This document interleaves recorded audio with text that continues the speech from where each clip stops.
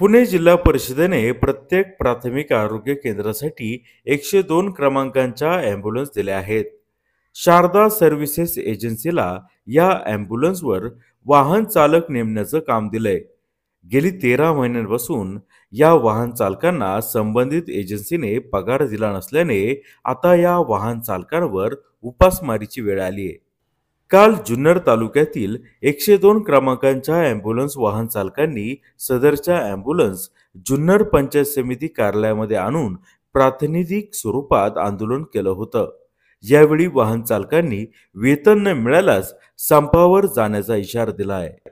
Junnar times, Junnar. गेली 13 महिने झाले पगारच नाहीये.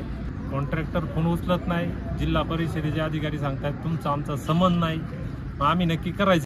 13 महिने झाले पेमेंट नाही आणि अशा वेळेस घरी परपंचाची खूप अडचणी निर्माण होत आहे. मुला बाळांना नेमकी खायला घालायचा प्रश्न उभा राहिलाय. कॉन्ट्रॅक्टर फोन उचलत नाही. डीएचओ सरांना जिल्हा परिषदला विचारपूस केली तर ते आम्हाला म्हणतात तुमचा आमचा संबंध नाही.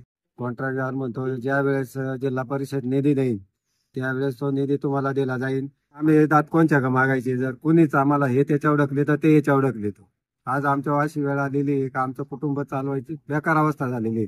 व्याजाने पैसे करून आम्ही कुटुंब चालवितोय. ही आमची बिकट परिस्थिती. याच्यावर कोणीतरी आमची दखल घेतली पाहिजे हीच आमची विनंती आहे. किती पण वाजता फोन आला डिलिव्हरीचा, ऍक्सिडेंटचा, साप चावल्या तर कोणत्याही परिस्थितीत पोहोचून पेशंटला आहे त्या ठिकाणी सुरक्षित पोहोचवतो.